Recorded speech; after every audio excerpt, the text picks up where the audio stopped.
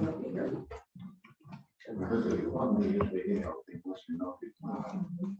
Yeah, so say usually.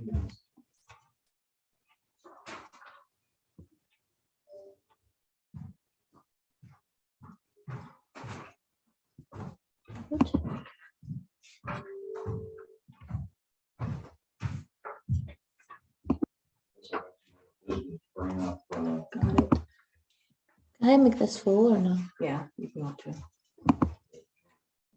And he's not in yet. He said he got it, so Oh, it should be okay. anytime. we're gonna general discussion.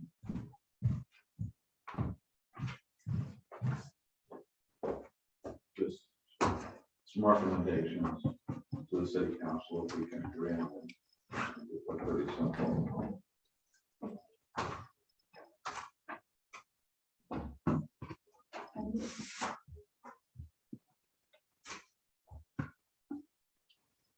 Did the sandwiches and muffins get taken care of?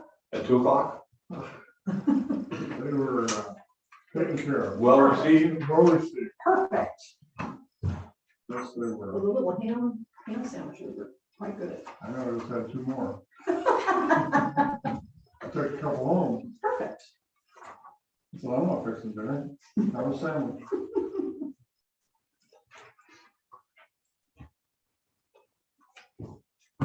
I seen that, somebody posted on Facebook. If you wait long enough, everyone will eat cereal for dinner. And instead of asking me for my advice. Sure, Oh, next you've round. been down that road, huh? Pretty soon breakfast is dinner. One of the comments I saw on Facebook from a consultant is, what's your advice for me to buy today? Said canned food and ammunition. All right, let's bring the meeting to order. Nora, would you lead us in the pledge? Pledge Allegiance to the flag of the United States of America, to the republic for which it stands, one nation, under God, indivisible, with liberty and justice for all.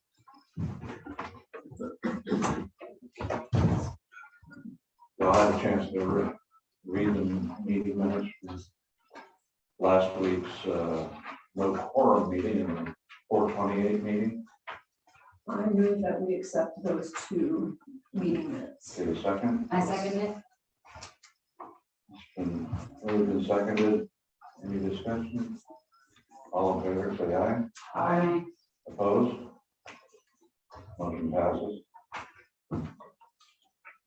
Business license. Looks like there were a few more added here. 3. Or A&W events, register services, Northwest Peninsula Coatings, and MDK Construction.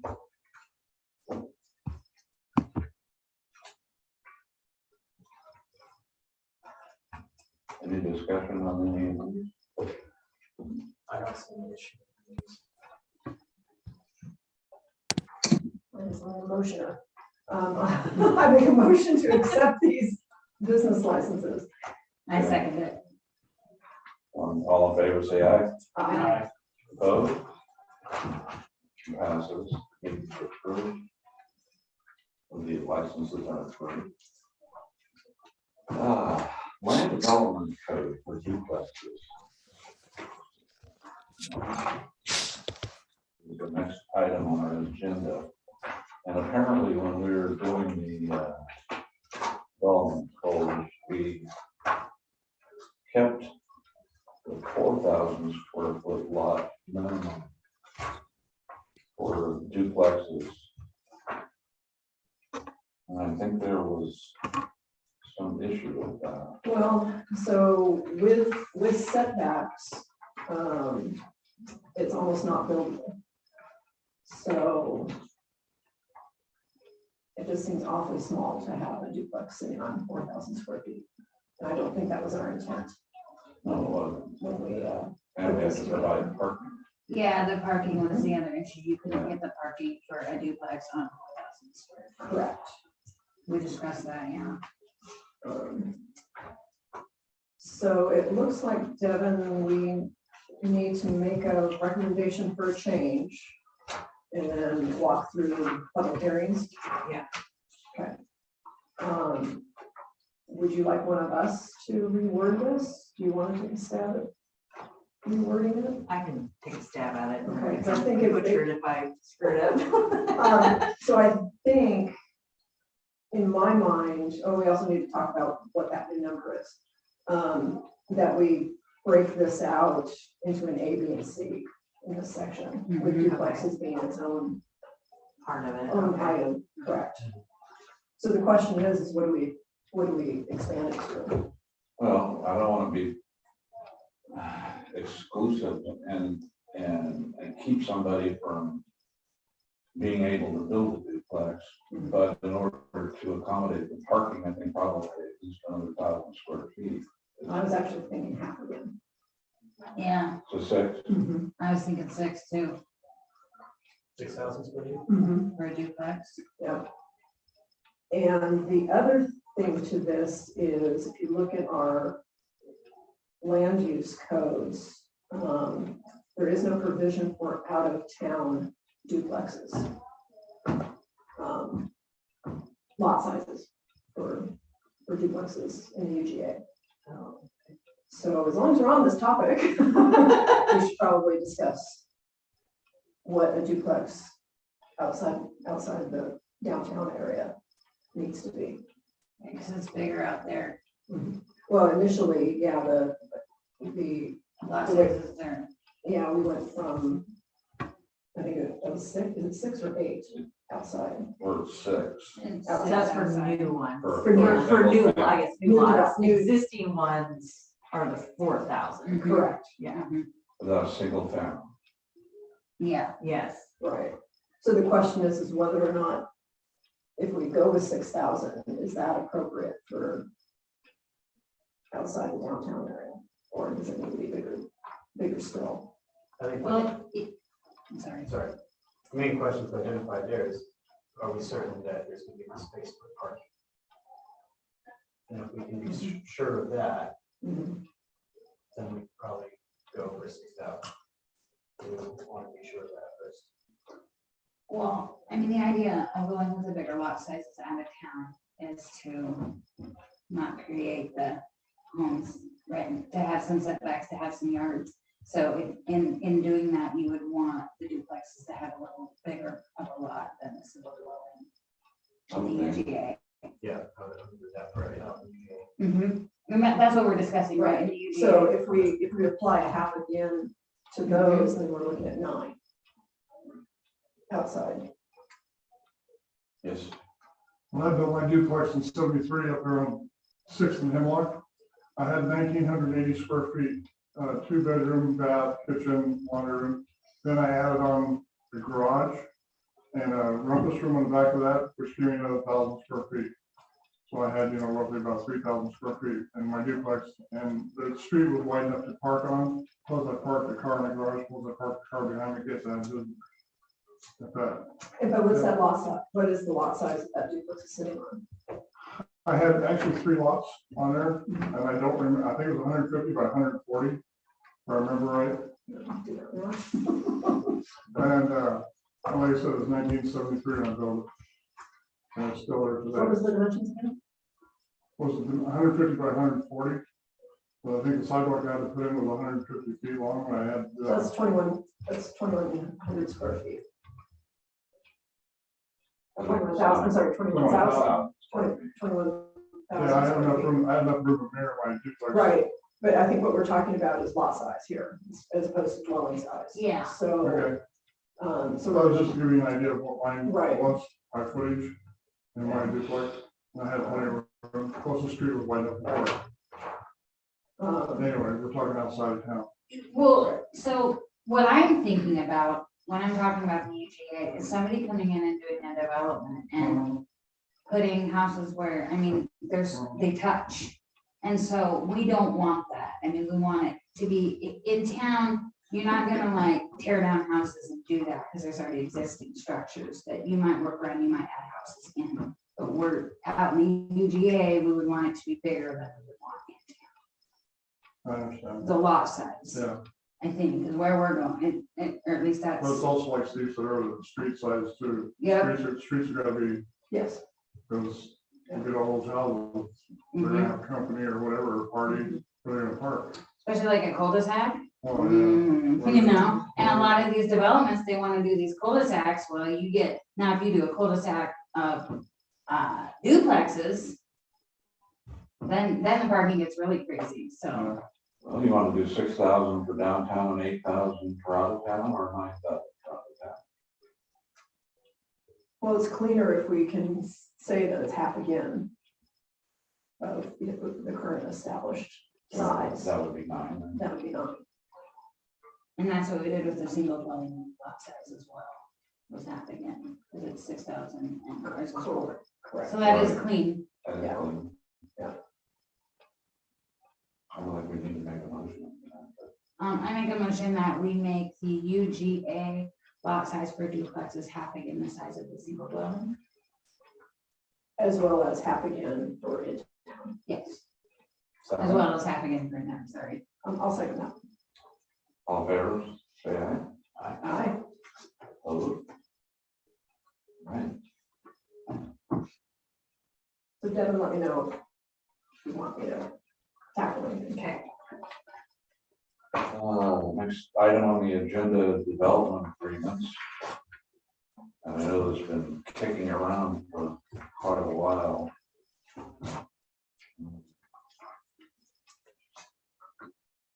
And since we may be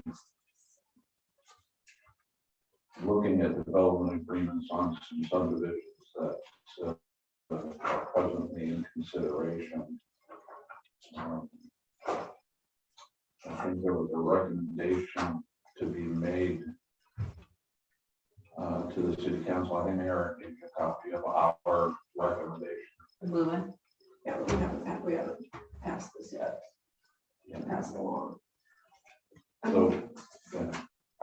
Whereas the state of Washington under RCW 3670D 170 authorizes the establishment of development agreements between local governments and persons or entities having ownership or control of property within its jurisdiction.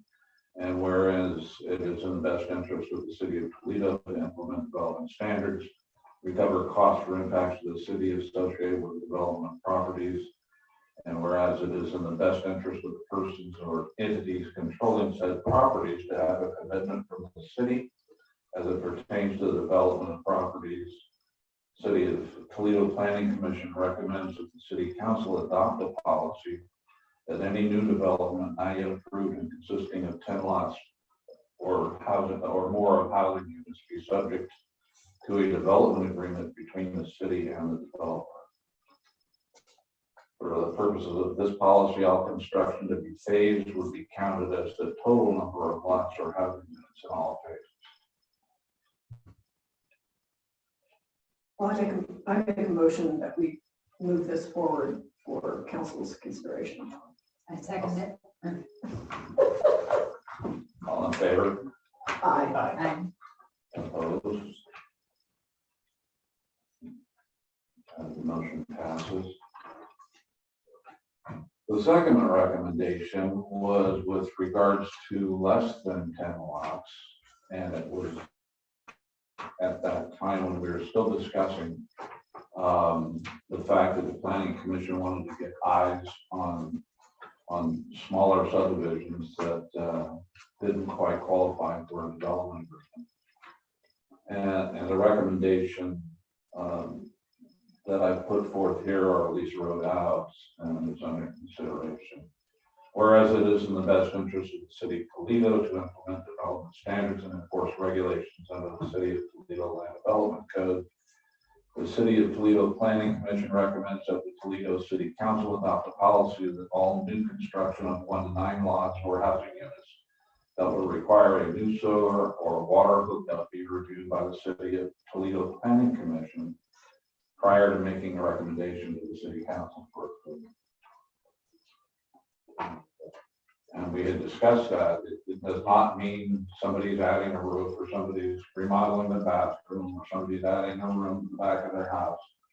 This is for new construction that's gonna require a new hookup.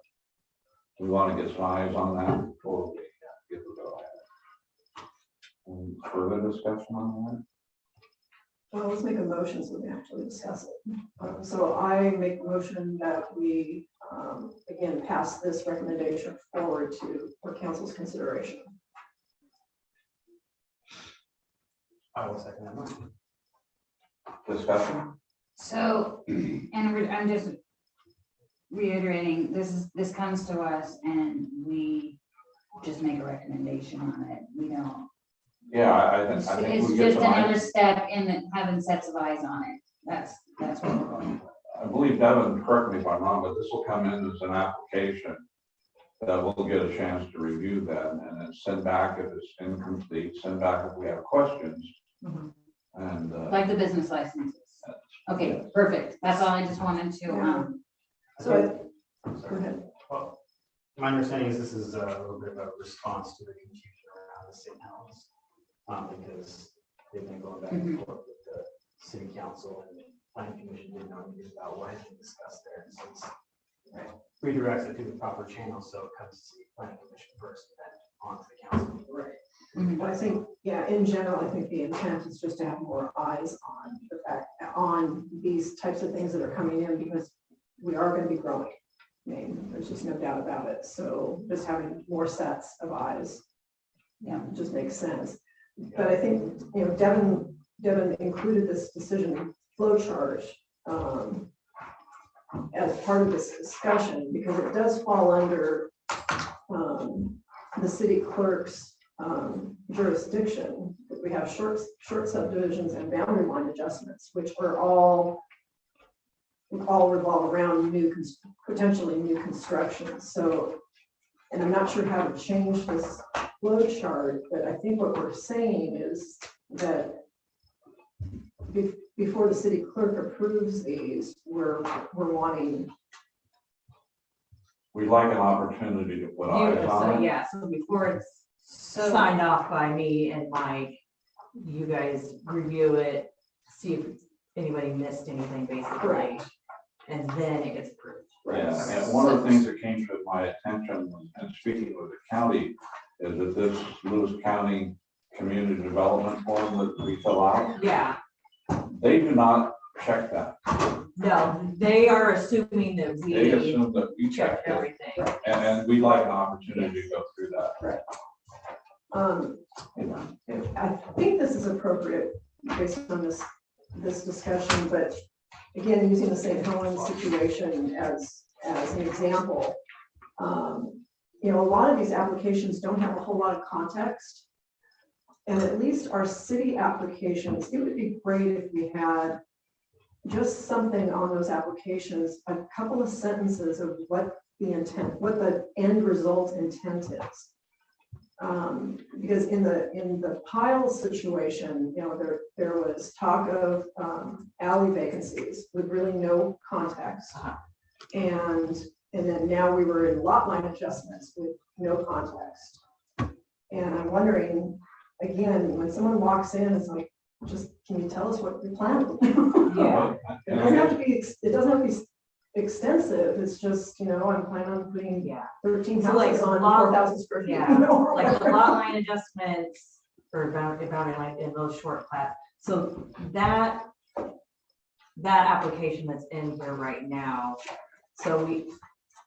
because all our building permits go through the county, we used to have our own form, and so since we go through the county, they asked us, like us and Mossy Rock and whoever else contracted them, just to kind of streamline the city approval form and then use their building permit, which was all the information we had on ours anyway. Mhm.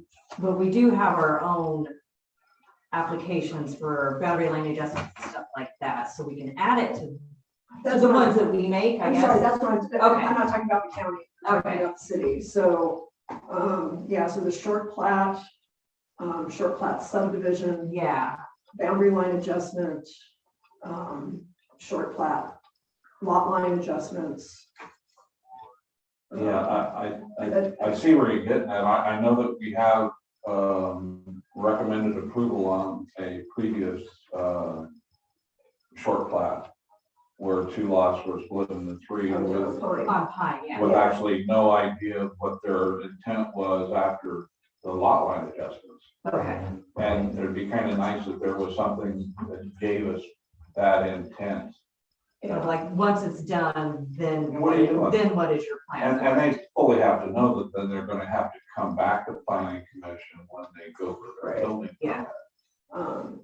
Yeah, in the case of the Pine Street one, I mean, you know, our application does have check boxes that says it's residential, and so we all assumed that that was gonna be 3 houses. Yeah, In the same case, that was the case in the pile situation. And that's what threw up the red flags, was that it doesn't look like 3 houses can fit, given the GIS. Yeah, let's probably pause on that.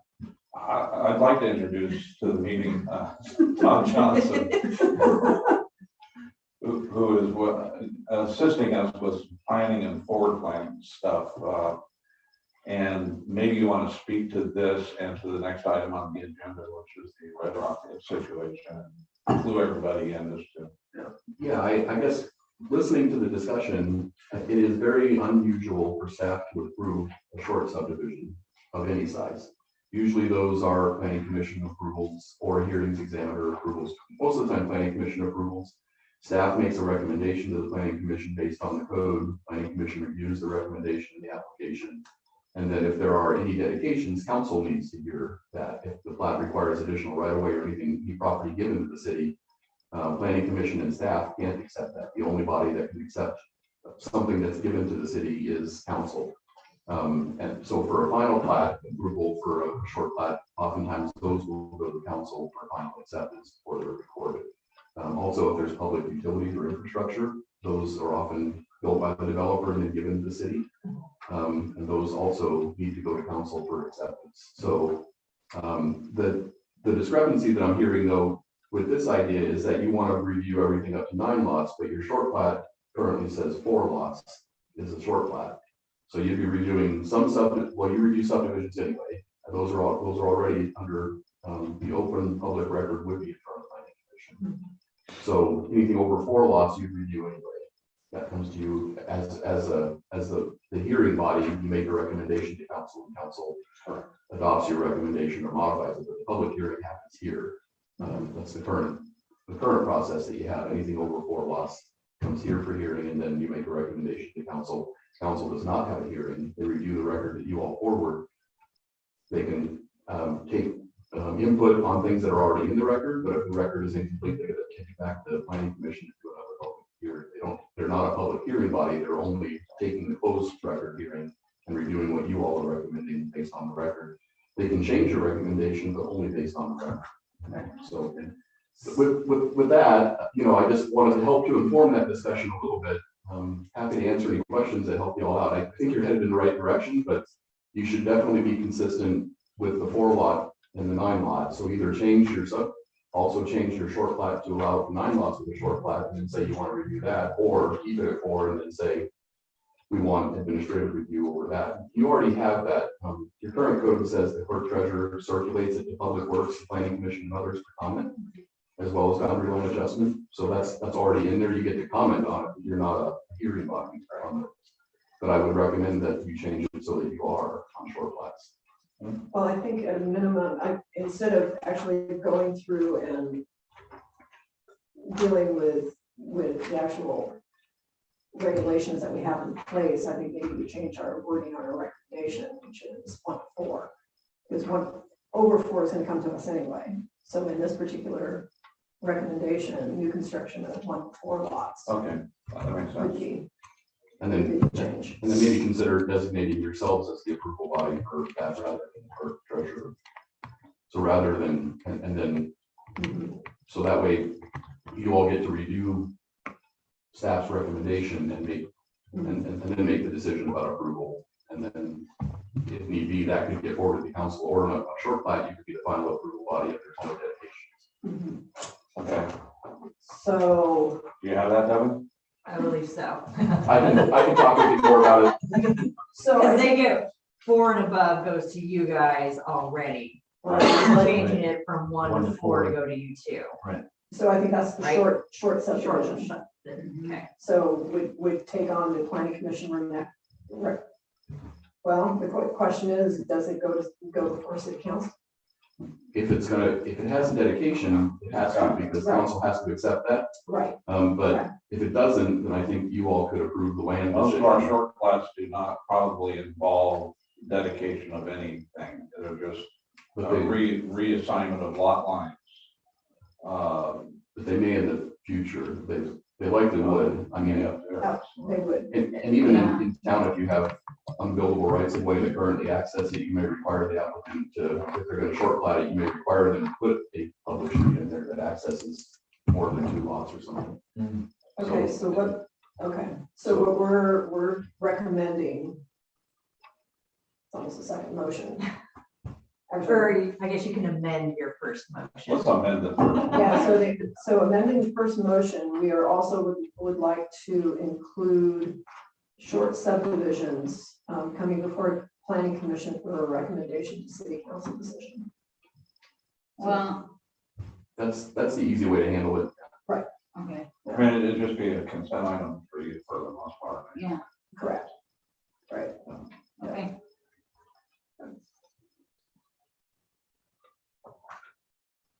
Okay, and as long as So- we're on the, So we have- Well, that was our discussion, did we vote? oh, yeah. So. Okay. We amended it. Okay, we have a first and a second and I amended. second the amendment. And And discussion. discussion. Come on, Steve. come All on. in favor, say aye. Aye. Opposed? Motion passes.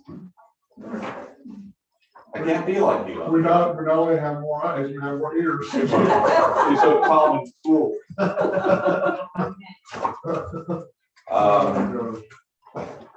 In relation to the land development code, a couple of issues have come up, have been brought to my attention. And one of them is with regards to the the street right away widths. As we currently are in our codes. It don't seem to make a lot of sense for new construction.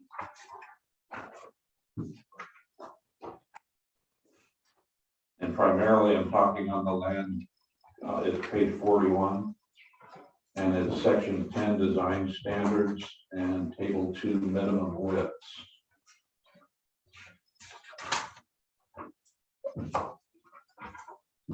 And there's been a thought to strike the bottom portion, Alleyway? the alleys at 20 feet for new construction. I think the fire chief had some problems with that. What? Well, you get into a situation where you have a street that an alley supposedly that's serving 7 or 8 lots. You've got single family homes on there, and they've each got room for 2 cars in the driveway.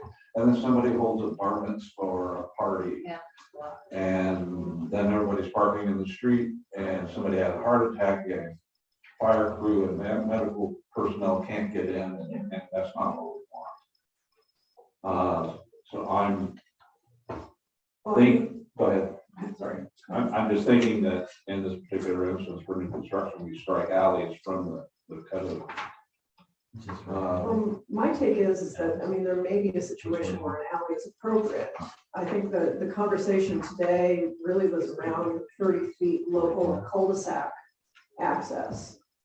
And the example that was given is that we do have a 30 feet road, but there are only 3 dwellings on that road. Whereas in this case, the cul-de-sac, can be 8 to 20 dwellings, and in looking at the. I'm still trying to figure out why we have 2 separate, one 5 to 7 and one 8 to 20, and we only have a 2-foot difference in the right of way. That is a good question. And why aren't we consistent? Just make it 30 feet and be done with it. Give you room for sidewalk on one side. No, I think our point was, is that 30 feet's not wide enough. Well, and we were dealing with 20, which is what they're. I thought it was 30 it was 20? There are some roads that they propose to use 20, Okay, I'm sorry. but, yeah, but 30 also wouldn't allow parking on one side plus 2 lanes of access. Right. So 30 doesn't cut it either if you're gonna have parking on the street. In a cul-de-sac, you have to have parking on the street. In most of the higher density residential developments, you have to have parking on the street because the houses are set at minimum setbacks, so your driveways are usually only 50 or 20 feet. So Yeah. you get two cars parked in the driveway, and if you have a third vehicle, it's gotta go on the street. There's no other spot for it. So typically, in the higher density developments, you do see parking on at least one side of the street. That way you can still have 2 lanes for passage, and that gives a better chance for the fire truck to get through if the roads are blocked up with traffic for parked cars. I mean, if you add it up, you got 6 and 6 on both sides for parking, standard width of the car, plus you got 2 12-foot lanes, you got 24. Their parking spaces are usually 7 by 19. 9 by 20 for a standard size vehicle. For a compact vehicle, they can be down as low as 7 or 8 feet wide. Yeah. But those are compact vehicles. My pickup truck doesn't fit. I'm just trying to come up with a number that will cover from top of curb to top of curb, allow for 2 travel lanes at 36. 36. 36 is a good number to allow. Okay, now if we have, and are we gonna allow for sidewalks on both sides? And that If you do, there's another 10 feet. that gives you 46 feet. But I'm sorry, that should be, Yeah, you get 26 feet and then 36 feet of right of way. So you have to have at least 26 feet of pavement, because you have 2 12-foot travel lanes. And That's then you have 24. And then you have another 12-foot lane for parking on one side. So that's the 36 feet of pavement. Todd, would you just have a 12-foot parking lane on one side? See, I'm trying to get parking on both sides. Or does it have to be on the sidewalk side, or does it have to be on the open side? Because I've seen both. I have to. I've seen them with one sidewalk on one side for lots of pedestrians to walk down. And I've seen the other side was no sidewalk, but they had parking cars on that side. Exactly. So I don't know, It's just a curb on that side Yeah. with a parking right, lane. And the right of way was a back curb.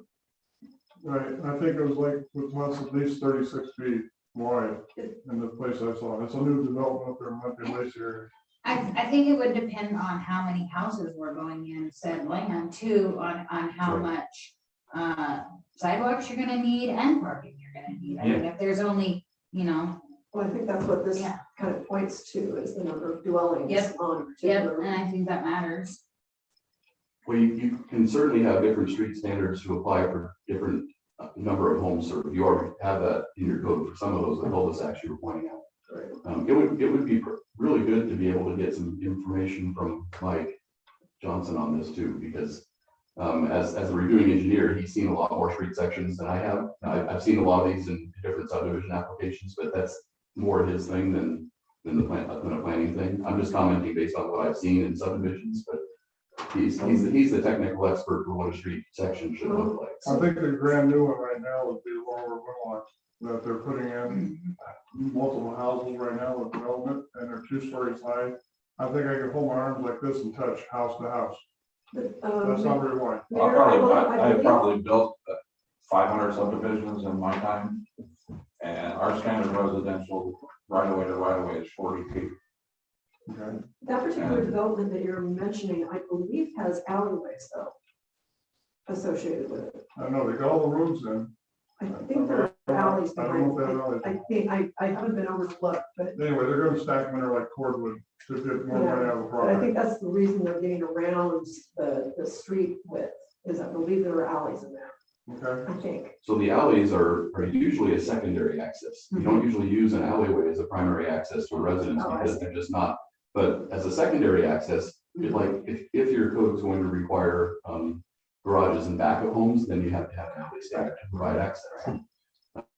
So if you have design standards in your code that require that, then alleys are usually used as a secondary, not as a primary, because there's not enough room for two vehicles and parking. Well, it sounds like we need to be educated more before we can do anything here. So I guess the question is, can we look to either our engineer for more information, or is there something at the county or the state level that we can look at? The issue with the county, and I looked at this a little bit earlier, is that they primarily deal with rural streets.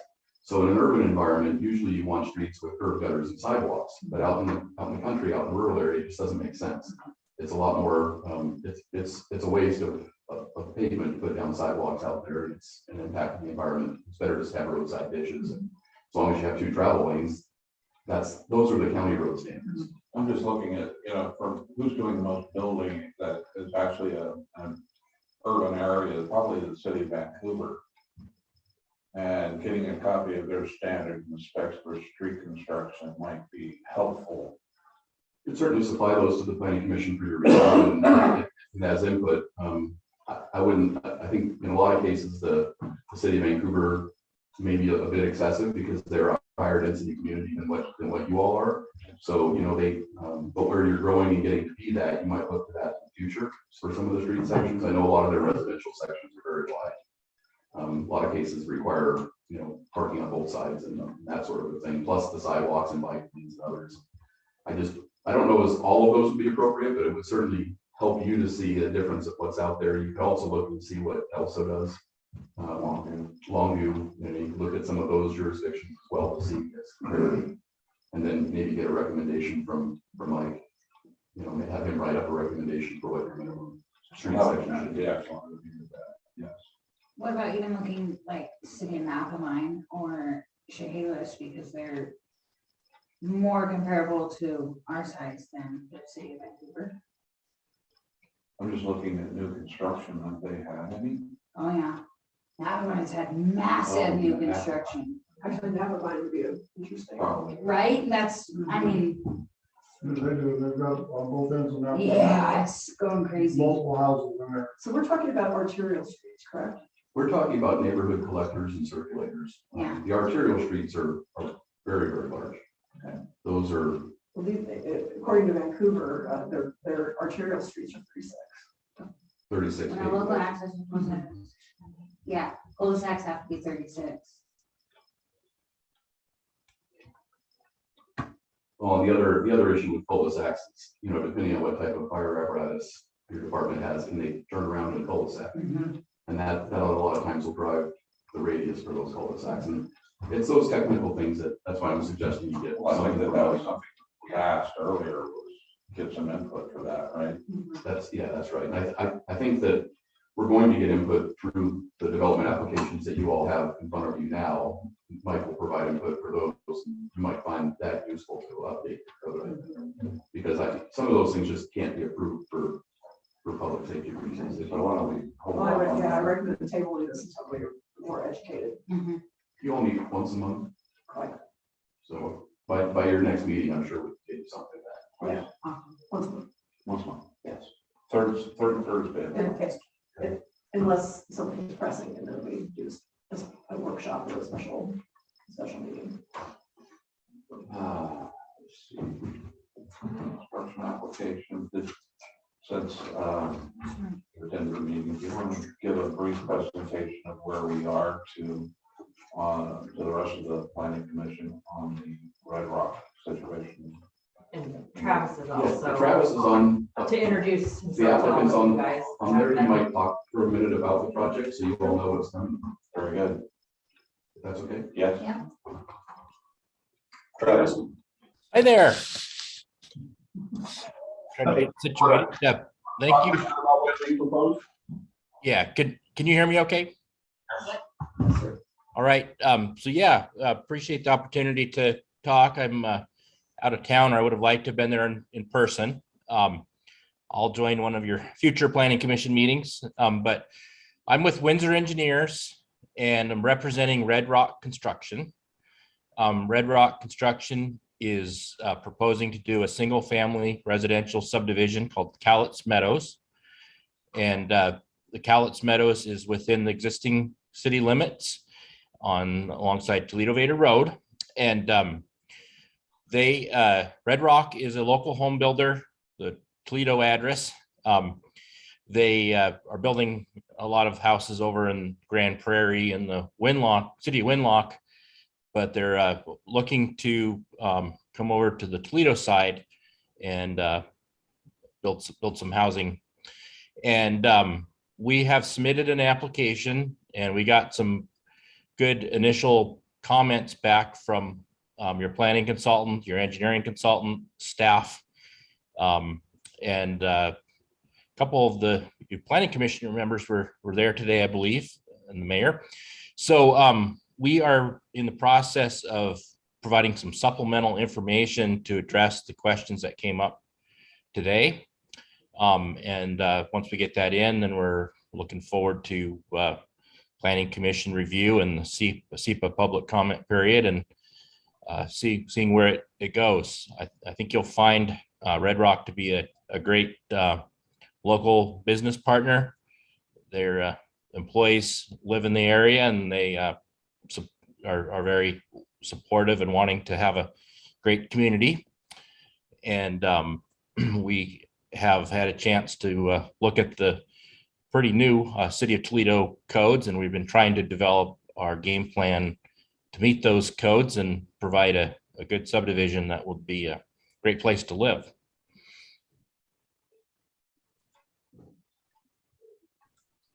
So to maybe build a little bit on that, talk about the process. They've submitted an application. Staff reviews the application, so we look through there to make sure that there's enough technical information to be able to form a recommendation on. We met with the applicant today and identified a few areas that we were requesting some more information and some maybe possibly revisions to what they proposed to show how it complies with your code. From there, we'll generate a SEPA, which is a State Environmental Review Policy Act, is what SEPA stands for. But that's an environmental level review. But you review impacts to not only the natural environment, but also the infrastructure that the city has in place, also schools, parks, the aesthetics, you look at views and all the other stuff through a SEPA application. So with SEPA, we have to make findings that they're not having any environmental impacts on any of those things, whether it be the natural environment that's not mitigated through something, or through the infrastructure environment, the community environment that's not somehow mitigated. So after the SEPA goes out, then staff takes the comments that come back from all the state agencies and tribes and everybody else that comments on SEPA, and we put together a staff report and recommendation to the planning commission. So, and that's when it'll come before you all. You all get to review what's there and decide whether or not it meets the requirements of code and whether or not it mitigates for all of its impacts appropriately through the SEPA process. So you get to review all of staff's work and all the applicants' work and look at that and say, does this meet our code or not? From there, you make a recommendation and it goes off to council for a preliminary approval. But again, council wouldn't hold a second hearing on it. The hearing happened here at planning commission, and then it goes to council for them to either modify your recommendation, return it back to you with instructions to revise it or review it again, or they would reject your decision and override whatever you decide to do. So they have that ability at the council level. So that's the general process. There's a lot of moving pieces and parts in there. There's a lot of environmental information that gets prepared behind these things. If you have any questions about that, I'm happy to talk more about them, but generally that's the process.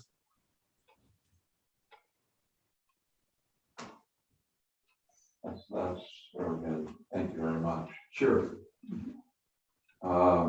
This does bring up another subject that we have broached only briefly. As I was going through the land development codes, and we have designated a number of hardscape issues that refer back to city standards. And yet there are no city standards. Things like curbs and sidewalks. There's nothing, and it says according to the city standards of Toledo. Well, the city standards don't exist. We don't have a specifications book that has, you know, the width of our sidewalks, how thick they are, what type of curb and gutter, I mean, rolled curb and gutter, you know, flat curb and gutter, and things like that. Some suggestions have been made that perhaps we adopt the Washington State Department of Transportation specifications for our work. I'm certainly willing to listen to Windsor Engineering if they have a recommendation on local standards and specifications that would probably fit our small community. But we do need to get that into our playbook. So that when a developer comes on, they do know what we're expecting of them as far as hardscape, you know, things like retaining walls, things like our standard street list would be one, but just street profiles. And of course, we have none of that. So would that be something you want to entertain having this with? Folks at Windsor? Travis. Travis? Yeah, we having worked with a lot of jurisdictions, we would be able to provide alternatives for standards for anything that you don't have. And then Mike Johnson, your development review engineer, also has, you know, works in many jurisdictions, and he may have some suggestions as well. But we'd be more than happy to. I guess being the transportation consultant, I think we're named for the city. Maybe that would be appropriate for us to lead that. But we'd be happy to bring ideas forth, and then let you decide what you think makes the most sense for your situation. That would be wonderful. Thank you. This is St. Helens. Now the short plat on St. Helens Street, did you want to address that? There has been some action on that. They appeared at city council, and go ahead. Essentially, I think there's going to be an agreement that there's going to be a staff report referred back to the owner of the property that we all believe is a palatable solution for all. And if that's accepted, then we will no longer have to deal with this. Okay. Did we want to talk at all about the differences between boundary line adjustments and subdivisions, or are you all well versed in that? Well, one of us is. So, And it's not me. so the boundary line adjustment is exactly that. It's where you have a number of lots, at least two, and you're just moving one of the lines between those lots. If you own both lots, then the boundary line adjustment allows you to adjust that. And then the city reviews those just for compliance with zoning standards, basically. This is about the Gully. Yeah. Yeah. Well, this is a non-specific discussion about the guy with the Gully. Oh, okay. Never mind. But just generally speaking, boundary line adjustments only move lot lines Right. between two parcels or more parcels. Right. They don't really they can't create a new parcel, so they don't have any additional impact for residential development. There's Perfect example. Me, guy builds his house 5 feet onto your property by mistake because he's on vacation, but he owns a lot on the other side. So you do a boundary adjustment, I get my lot back. sometimes it's used for that, other times it's just for convenience. You know, but a lot line adjustment just moves lines. Whereas if you create a lot, then you're required to go through a plating process. Right. So either a short plat or a subdivision. Yeah. So that's the difference between them.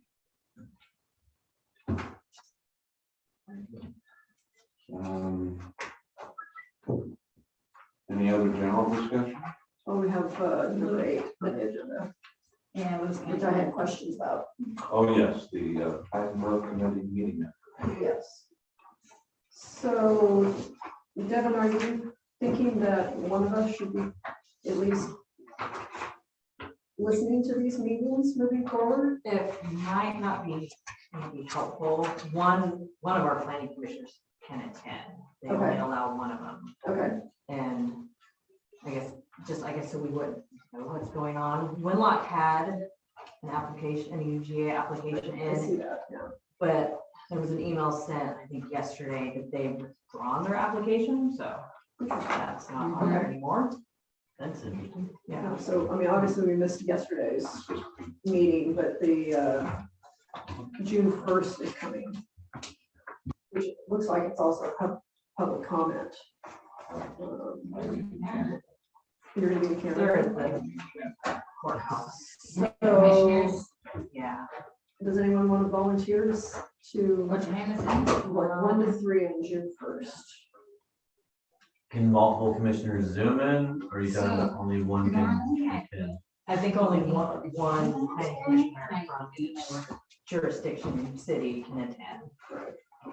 Are these open public meetings? Yeah, but yeah, I guess. So then we could. So you Yeah. could, as a member of the public. Yeah. Whether they're only open, one- yeah, you will. Right. Um, And it looks like they're requesting an elected official or their designee. So how do we get the Zoom link for this? it's right here. There's a Oh, it's on the ID. front, oh, okay. I'll try to zoom into it, but Yeah, I'm curious. too. I could go to, I like going in person normally, so. If you think you Are can they make the it- first? If you're volunteering and think you can make it, that's great. Yeah, well, I can zoom in from work, Okay, you know, and listen at least. perfect. Brian, you think you're gonna zoom in? I'm definitely gonna zoom in on that one, yeah.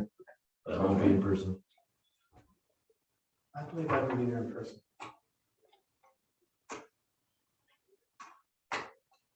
Okay,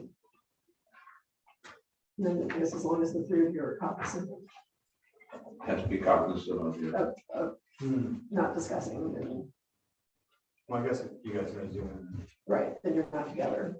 Right. Yeah, Yeah. we just can't, just don't sit together if we do show up at chance, Just, right? yeah, just Yeah, cognizant Don't have a watch party. No. Okay. I guess that is all the agenda items. Any other general discussion? Are we gonna report back what we listen in on? Is that what we're talking about? Okay, yes, That'd be helpful. sure. Any public input? I have a general discussion item. So Devin has been kind enough to continue giving us paper copies of our commission packets. And we're behind the times because city council is now a digital-based council packet. Mhm. I would like to recommend that we do that as well. Well, I was able to turn off Microsoft Defender. so I Oh, was perfect, able so to you're get my reading PDF. them, and I believe, one other person actually reset their password and got in, hopefully. I did. Yeah, I know, I wasn't gonna point it out. Are you guys amenable to going digital? Absolutely. I'd rather. Okay. So nobody wants a paper packet. Huh? I do, but I'll go digital. It's You okay. can have one. The mayor No, still it's gets, okay. the mayor still gets paper packets. so. I feel bad every time the cop drives down the driveway, it's delivered to me, I'm like, geez, man, that was a long Yeah, way. you can throw me an email, I just stop by and pick it up, you know, I mean, he stopped by anytime, that was really nice, Yeah.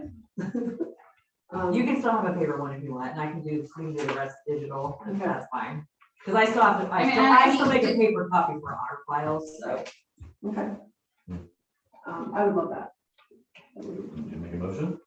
Okay, Sure, I'll make a motion that we go digital. I'll second it. all in favor? Aye. All right. Opposed? Motion carried. There you go. Any public input? Okay, I hear a motion to adjourn. I make a motion to adjourn? Second. Okay. Aye. Hey.